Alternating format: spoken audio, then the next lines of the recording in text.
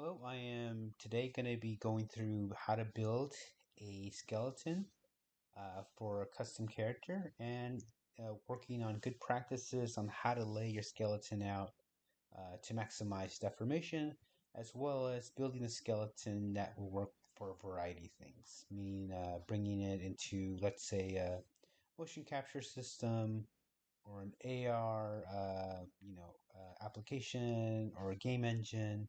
Pretty much what we want to do is maximize the strengths of a skeleton. So here right now, what I have is a base mesh, and this is a female base mesh that I'm working with. So let's take a look at the topology on this character.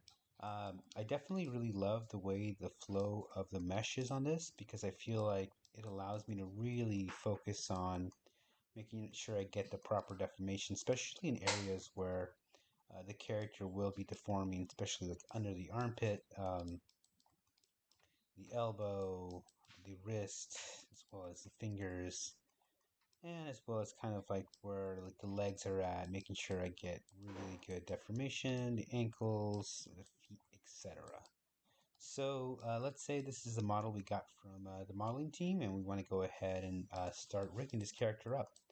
So the first thing I do when I get a model like this is that first, obviously, it's just kind of assessing like the model, meaning going back and forth with the modeler, suggesting a couple of things that I'd want to maybe improve on, things that maybe as I start kind of building this character, things I know I'm going to run into issues, and calling those out before I even get started on the stuff. But let's say we are happy with this model, and we're going to go ahead and start rigging.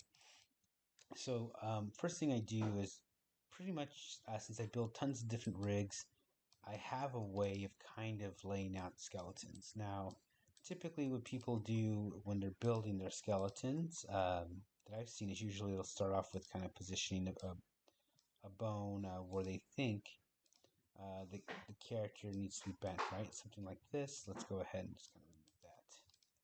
And let's say that that is kind of what people think, the leg should be, and then from there on, what they'll do is they'll look at it from the front view and they'll kind of position where they think the bone should be. Let's go ahead and increase the display on this, right? Let's do it to 1 for now. Cool. And usually, this is kind of how I've seen people kind of go about, uh, you know, positioning like the bones needed for a character. So if I was to do this quickly, maybe this is the way that I would do it, right? Kind of just, and this is just a quick way of kind of showing how sometimes people tend to rig characters, and then trying to kind of get everything to look well. But the problem is that really, yes, each bone, for example, like this one here, if I rotate this one, as long as I position in a good position, yes, the goal is to make sure that that rotates that wrist. But really, what you want to do is kind of maximize volume, really think about where you're positioning it. So now, for example, here my elbow bone is here. So as I bend from there, the deformation is going to be pulling from the back of the elbow rather than here. So usually, like what I like to do is kind of find the sweet spot, is what I like to call it. So yes, in theory, you could do something like this. I'm just going to do this quickly.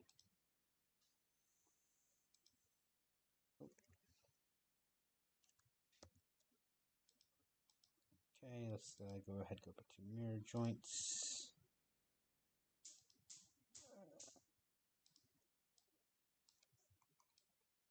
So in this case, I definitely, it's my mirroring settings, so let's go ahead and keep here. Cool. Same thing.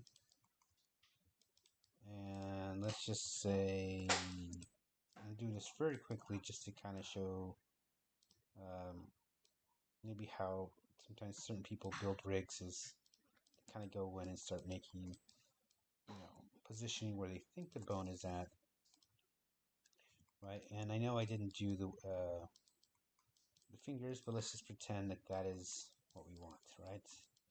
So what I would do in this case is maybe select the root bone, select the base mesh. And let's do just like a default setting. Actually, we'll go ahead and try a heat map, see what we get. All right, cool. So this is kind of typically how people will sometimes build a rig. Actually, in this case, it looked like it did not skin it the way I wanted it to. So I'm going to go ahead and undo that.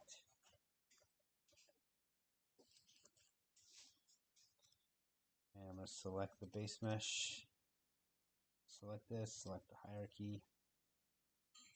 Maybe it's just I didn't select the hierarchy. That's probably what it is. So the bind skin, heat map. All right, looks like that was it. So in this point, yeah, cool. So typically, I've seen rigs where people just kind of go in there and then just rig it. And this is using the heat map. So luckily with heat maps, you do get a better skinning deformation than you normally would get with others. Obviously, there's still some fixing you got to do. As well as here, you can see kind of like the bending. And let's take a look at the leg. Right? But as you can see here, how it's kind of pulling the upper area.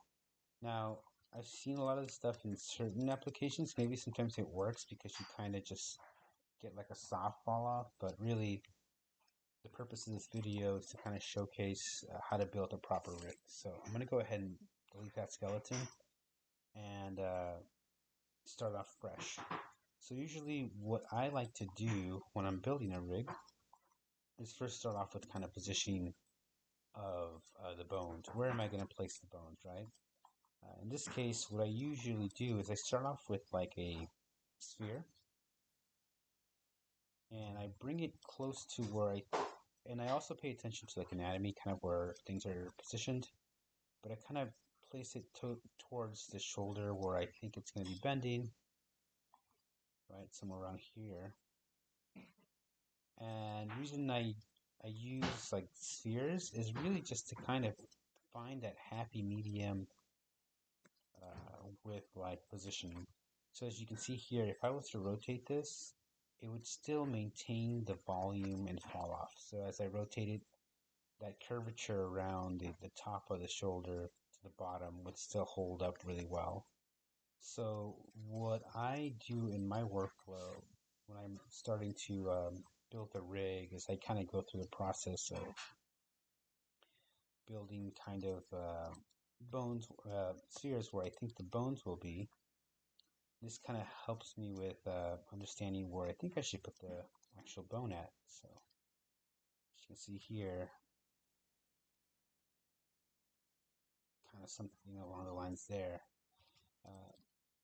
And I just because I feel like that's kind of where I'd be happy with, and then I kind of go through that whole process. But I did do one already, kind of got started, and this kind of is showcasing kind of where I think the positions of each volume of each bone will be.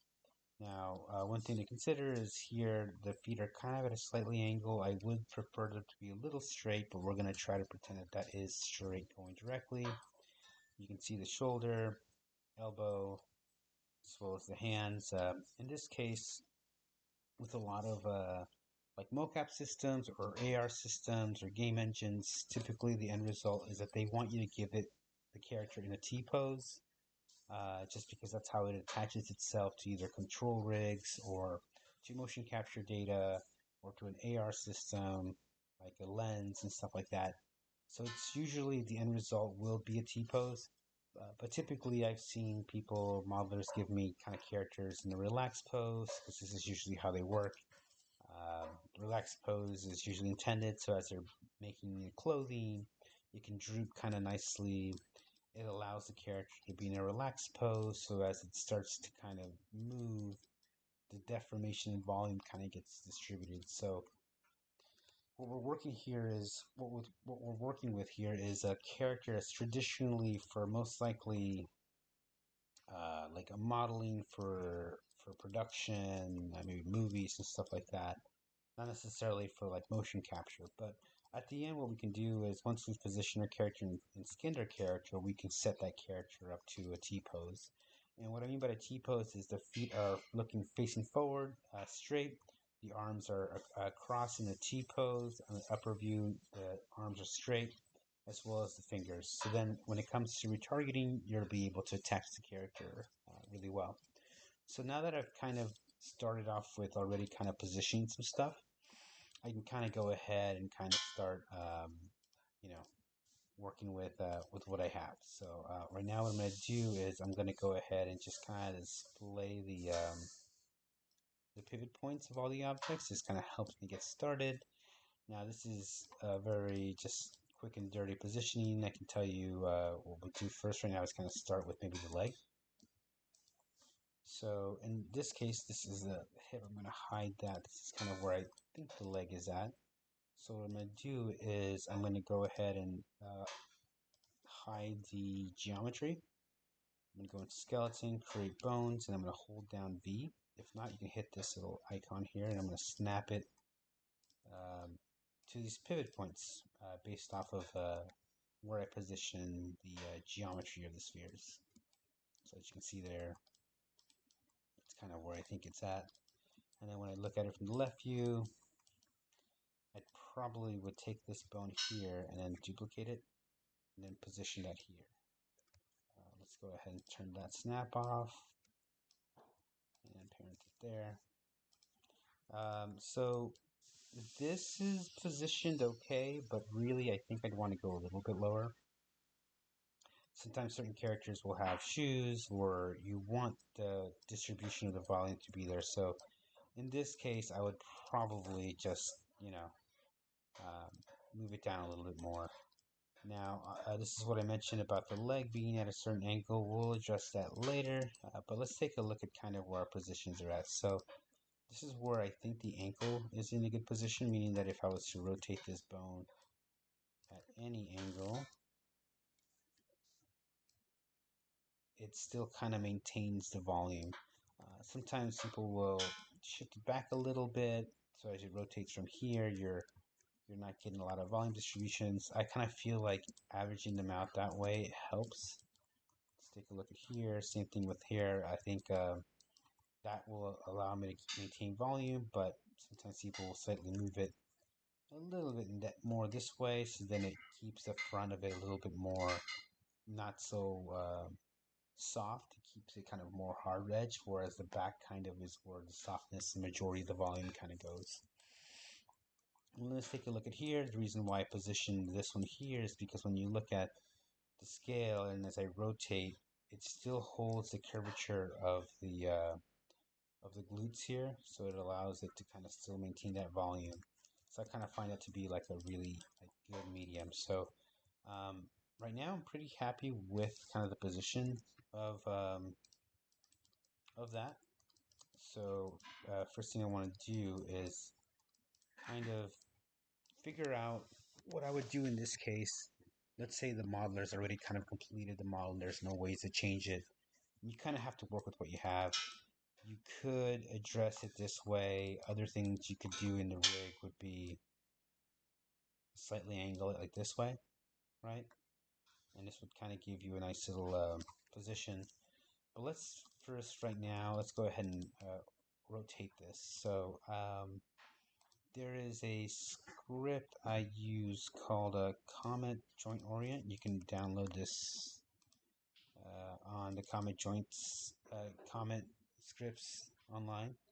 I find this to be a great tool that's free that to use. It gives me a little UI. It allows me to kind of see like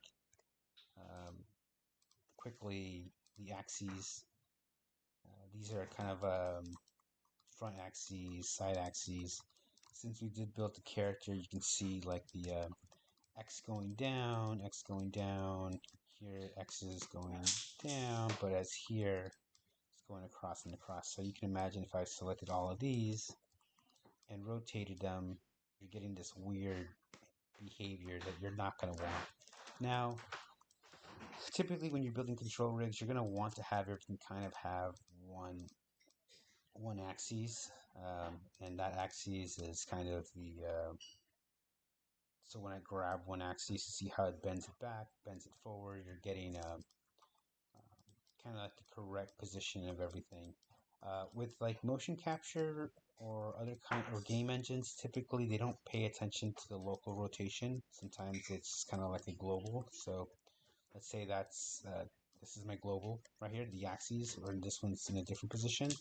So usually you can kind of get away with not caring about rotation order and rotation axes, but since we also want to use this to build a control rig in Maya and maybe in the future build a control rig like in Unreal, we want to kind of keep this kind of consistent. So in this case, let's go ahead and first kind of understand like orientations really. So now that we've positioned our character, I'm going to slightly rotate this at an angle. Let's say -15, right? And I'm going to go ahead and just freeze the rotations because I like the way everything is on there, but I just want to slightly move it. So there, I'm pretty happy with the position. Let's go ahead and name this. So I'm going to call it left. Let's take a look at my naming convention. I do use a standard naming convention like on typical other rigs. This is kind of a standard one. You see it in Mixamo. I find it to be useful, so I'm going to just kind of use the same naming convention, and I will kind of share that. So left leg, left leg. Let's take a look at what else we have here. Left foot. And I'm just kind of all I'm doing right now is just grabbing the names from another rig that I built, just because I like again I do like the naming conventions. I think sticking with a standard naming convention allows you to build kind of scripts that are useful. Cool. All right. So I like that naming convention. And one thing I want to also talk about is kind of gimbal. Gimbal lock is something where if I'm gonna hold down E and go to gimbal, what gimbal is usually you have three axes. So if I rotate this one, this is my primary axis. I still have access to twisting the leg as well as kind of rotating the leg outward. This means that the primary rotation of this leg is always going to be this way. So if I went here, I can twist it without an issue. Without an issue, I can rotate it this way without an issue. Now let's say this was in a different gimbal lock, right? Ways that you can change this obviously by setting your orientations. Other ways is let's go here. That's XYZ. I'm just going to change it to ZYX. So as I lift this, you see how the X doesn't go up. But if I want to twist it, now I'm twisting at a weird angle if I want to lift it. And this kind of just changes the behavior of the rig. So really what you want to do is make sure that as you're setting your primary rotation, or you're really focusing on what is important, what axis is going to be the important one. So now that we have the leg, I'm going to go ahead and mirror this. So I'm going to go into my skeleton mirror joints. I'm searching for, in this case, I'm searching for left, and I'm going to replace it with right in the YZ, and I'm going to do behavior, meaning that what I want to do is I want the behavior to be mirrored. So as you can see there, as I move this, it's behaving the way that I want it to by mirroring the behavior. Now you notice that on the other side you have X going up, and you have Z going outward, and this is because you've mirrored the behavior. This is common when you're mirroring it, that one axis is obviously in another direction. So now that I have both of those, I'm going to go ahead and select the hierarchy, and I'm going to hide the axes, and I can say that I'm happy with the positions of those legs. And then from there on, Next thing I want to do is also want to create a root bone. So this one, I'm going to position it at the origin, meaning at 0, 0, 0. And I'm going to call this root, right? And then next thing I want to do is start building the torso going upwards. So I did have some kind of spheres to kind of demonstrate where I want, but I think in this particular case, what I want to do is get a chance to kind of build this thing the way I'm thinking it would need to be. So as I'm looking at the character here, I'm thinking the hip bone would be somewhere around here, right? Hips. And after that, I'm thinking spine, where I want like kind of by the abdomen. And from there on, I'm going to kind of create maybe 3 bones for spine. Sometimes I like to do 4. I guess in this case I did do 4. Let's take a look at it from the front view. Usually, for me, I'm slightly move this down a little bit because, and from there on, I'm going to go ahead and hit 0 on this, and I'm going to go ahead and kind of move this upwards. So where I want the base of the spine is kind of to be where like that hard plate is at the center of the chest, somewhere around here. Because as it rotates from there, I want to keep that volume distributed. So it's a little bit under the pectorals, maybe around here. Maybe even lower than that, but let's just say we're happy with it right there. So it's kind of where I would probably put that. Let's go ahead and name these. So it'd be like spine 1, spine 2, spine 3, and spine 4. Now, just because I want to confirm that my naming convention is consistent with my other one, I'm going to take a look at that one. And this one actually starts with spine, and then it goes to spine 1 and spine 2.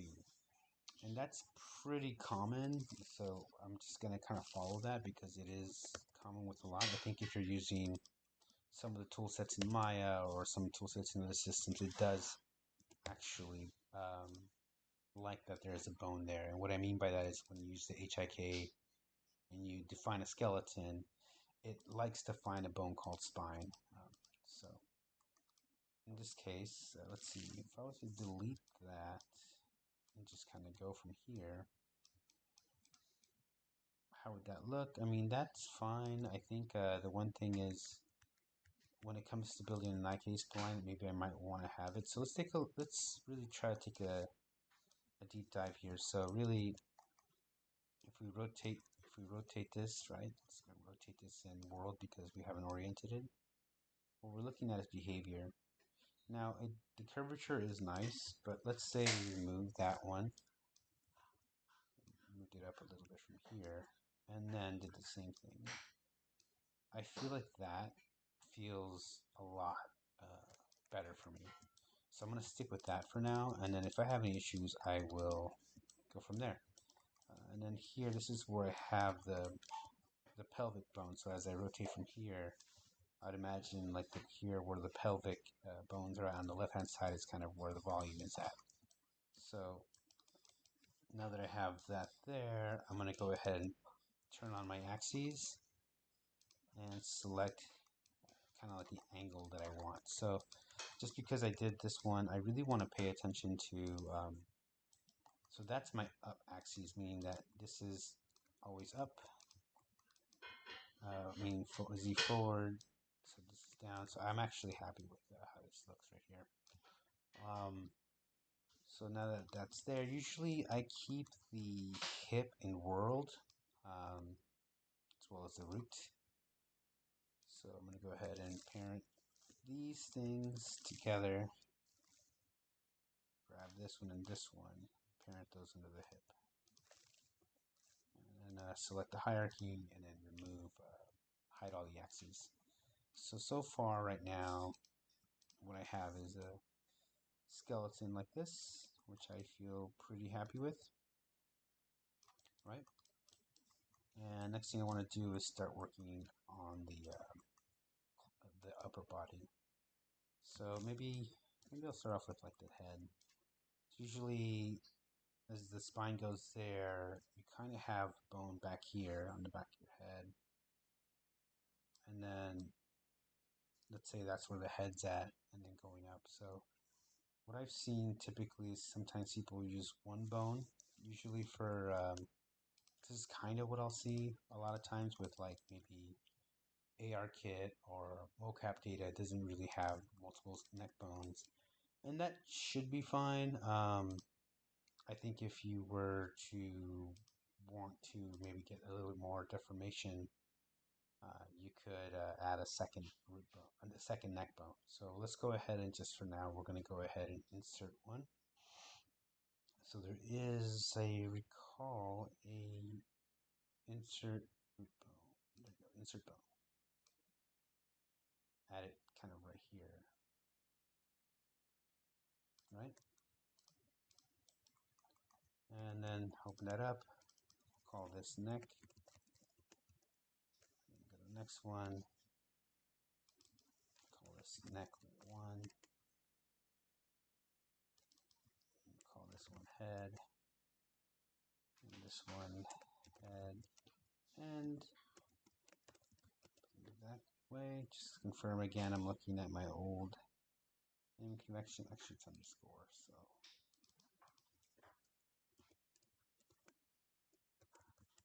okay, cool. And then from there, I'm going to go ahead and turn on the axes. Kind of give them that same axes as the spine. So again, if I go here and open up the spine, show visibility, kind of having it match the same orientation.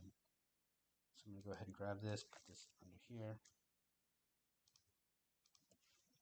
and I'm going to go ahead and turn it off. So this to me is good. I know I'll probably play with this a little bit more. I think I like the way this is looking. I don't like all this volume here, and I think this might be too high, so I might just I'm holding down D. I'm gonna move this a little bit further down because it does seem to kind of bother me a little bit, and see if that. And again, we can reorient these. Okay, and then we'll also play with it once we start skinning. We'll see if we need to make adjustments or not. All right. Okay, so let's go ahead and start off with, ooh, there you go, something's off here. X, nope, this is, there you go. Want to make sure that that stays mirrored. Now, yep, okay, so far so good. So go back to skeleton.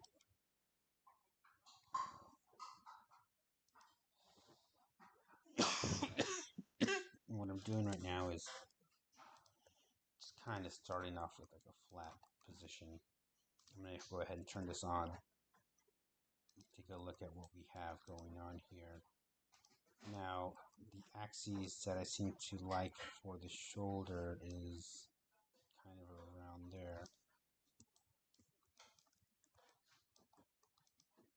What I'm doing is kind of making sure that I have at least one linear angle, meaning that if once I start building like IKs and FKs, I don't want any kind of like weird angle bends or offset positions in rotations, because then it tends to not switch from IK to FK as cleanly as you want it to. So as I'm looking here, again, this is kind of just like an estimate of where I think it needs to be. So I'm happy with that positioning. I'm happy with this positioning. If anything, I could go up a little bit higher on this. Let's go ahead and first also orient these. So show the axes going up. Okay, cool. So yeah, I think this one I could go even higher, but let's just go ahead and stick with that. Right now what I'm going to do is I'm going to rotate the bone kind of in position And I do this because this I can always zero out the rotations afterwards. And let's see what else. Grab this. Now it has it kind of there, but honestly, when as I'm looking at this, I really feel like it needs to be maybe a little bit over here, and maybe not so there. Take this, and again, you're using like the spheres kind of as your start guide. You could kind of go from it from there. So now I'm kind of happy with the positions of that. Let's go ahead and so I'm gonna grab these. Since I did rotate them, I'm gonna go ahead and to modify freeze rotations, and this allows me to just kind of make sure it always, as I rotate it, it's rotating at an angle that it needs to be in, right? All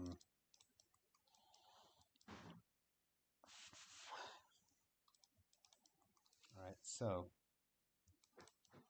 next thing I want to do is kind of evaluate it. So at this angle, yes, this looks correct because that's kind of where the elbow's at.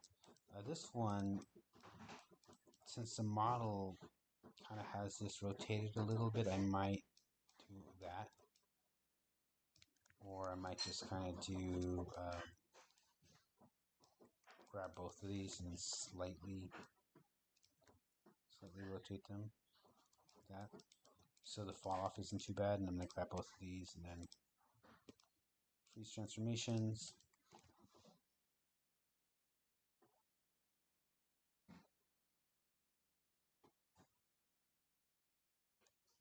Okay, so now the next step is we're going to start doing the fingers. So I do have some positions on the fingers, right? These are ones that I've kind of positioned where I think the bones should be. So I'm going to go ahead and first hide my polygons. I'm going to grab, actually going to start from the top view. Right. I'm going to grab some bones. I'm going to create a carpal. Let's say the main top finger bone, the mid one, the tip, and the tip end. So that is roughly around how many bones I need for the hand. And from there on, I'm going to go up and forward. Start off with that first pivot here, right? And then I'm going to start to kind of rotate, kind of based on what I think I need.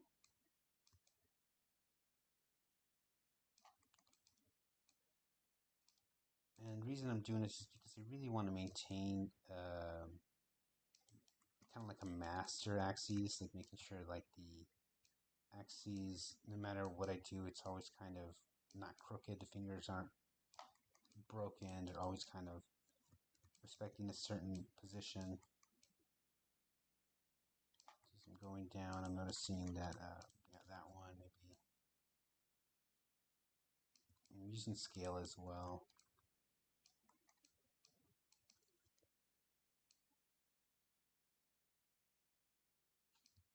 And, yep, that. And as you can see here, it does seem like it's a little off, so I'm going to try to rotate it from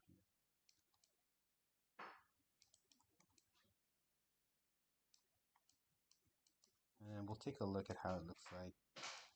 Oh. Let me see how it looks like with the geometry. Let's go ahead and hide this. So, based on what I have, I know that there's some inconsistencies here that I don't like. I'd like to maybe raise that up a little bit. Maybe rotate this up a little bit more. Kind of like by the knuckle. this down, maybe even scale it to get to that next point here. And from there on, let's take a look at here. I feel like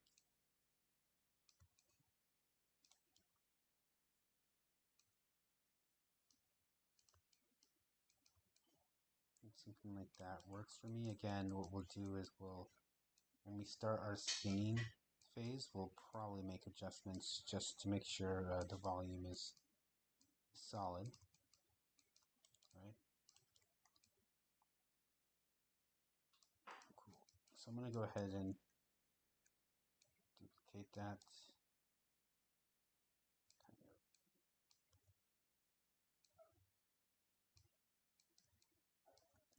And then position this here, angled, maybe raise this up a little bit higher.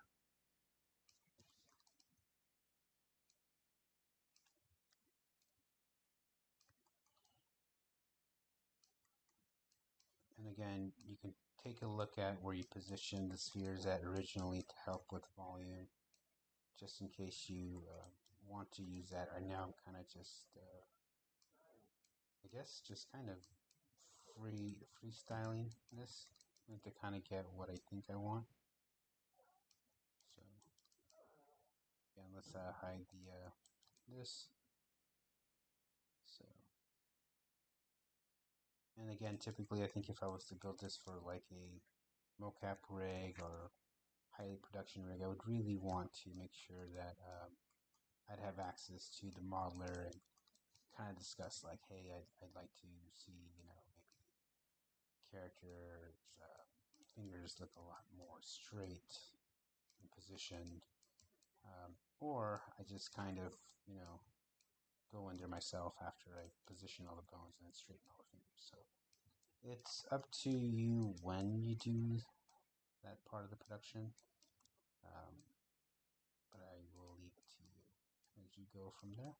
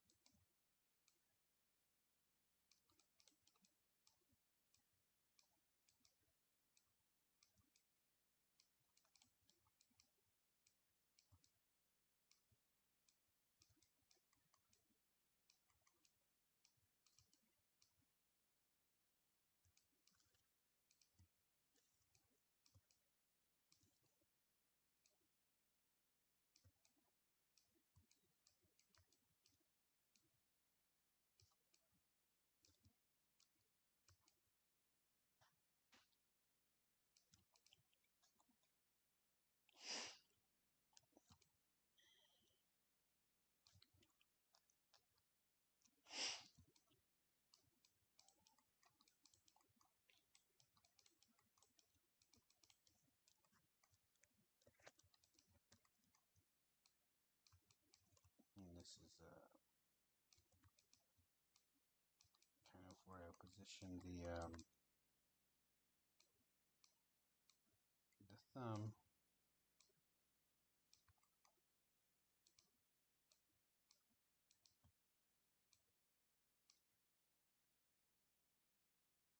Just in this case, we don't need that last one.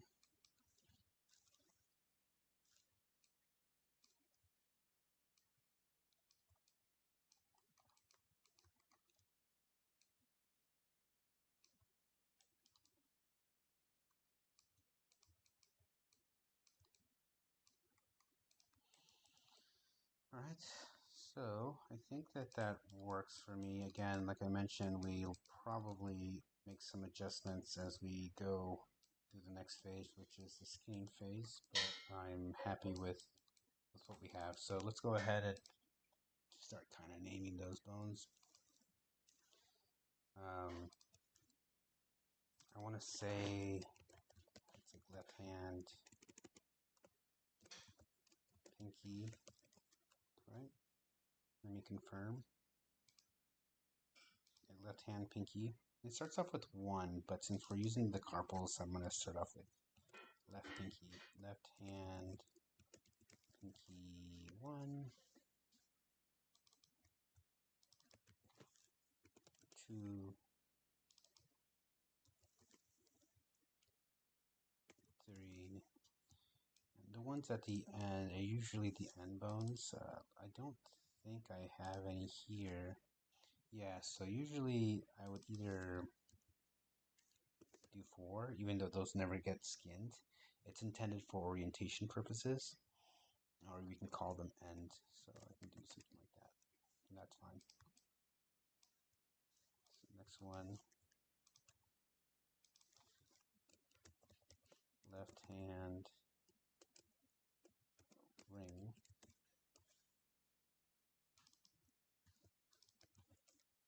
1, 2,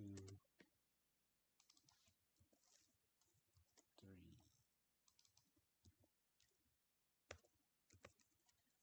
end. Okay.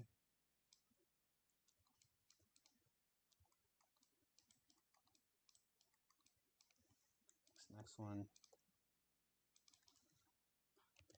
left hand, middle, 1,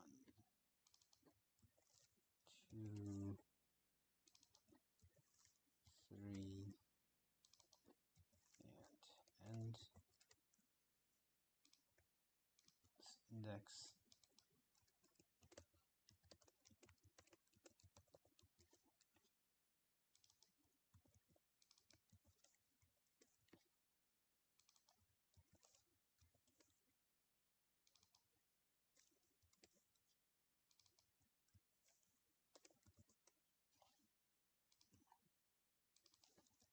and left hand thumb. Now I'm going to use thumb 1 on this one because there isn't a carpal on this one. 2, 3,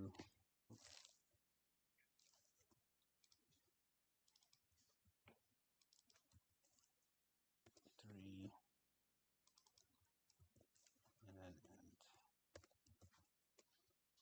So now we should have all bones. Grab all these, select the hierarchy,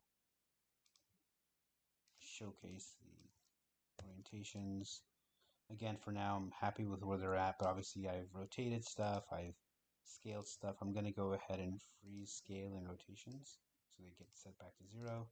And then we'll worry about orientations as we go, positioning as we go when it comes to the skinning pass. Now that's there. Let's go ahead and let's do this one. I believe this one's called left shoulder. Let's confirm with our naming convention over here. Yep, and that's left arm.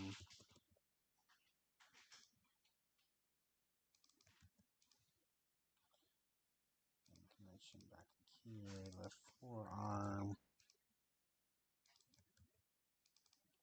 And lastly, left hand. Alright, so that means that now we should have every bone named correctly as we wanted to. We're going to go ahead and mirror this like we did. Right, cool. And then I'm going to just go ahead and delete this. Select the hierarchies on these. And then I'm going to hide axes. Take both of these and parent them under the top spine bone. And that should be your skeleton ready for skinning. So in the next video, what we'll do is we'll start the skinning process.